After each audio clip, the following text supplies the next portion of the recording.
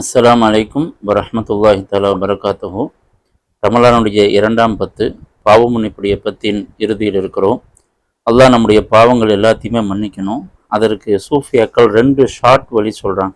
அதில் முதலாவது, நமக்கு யார் யாரெல்லாம் பாவம் அளித்திருக்கிறார்களோ, நம்முடைய வேதனைப்படுத்தி இருக்கிறார்களோ, நம்முடைய காசு பணத்தை மோசடி பண்ணியிருக்கிறாங்களோ, அவங்க எல்லாத்தையுமே அல்லாஹ் சாட்சியாக மன்னித்து விடுவது. மன்னிச்சுட்டு, அல்லாஹ் இவங்களெல்லாம் நான் மன்னிச்சிட்டேன், என்னை நீ மன்னிச்சுக்கோ என்று மன்றாடுவது. இதில் 2 ஃபாய்தா இருக்குது. நம்பர் 1, அல்லாஹ் நம்முடைய இந்த மனநிலையினால் நம்முடைய பாவத்தை மன்னிப்பான். 2வது, இது மாதிரி ஒரு குடும்பத்தில் ஒரு ஊரில் எல்லாரும் செஞ்சாங்கன்னா ஹுக்கூக்குல் இபாத் என்கிற மற்றவர்கள் சம்பந்தமான பாவங்கள் எல்லோருடைய பாவமும் மன்னிக்கப்படும் அப்படிங்கிறது தெரிஞ்சுக்கிறோம். ரசூல் ஸல்லல்லாஹு அலைஹி வஸல்லம் அவங்களும் சொல்லியிருக்கிறாங்க, லா யஃபர் லிமன் லா யஃபர், மன்னிக்காதவர் மன்னிக்கப்பட மாட்டார் அப்படின்ட்டு.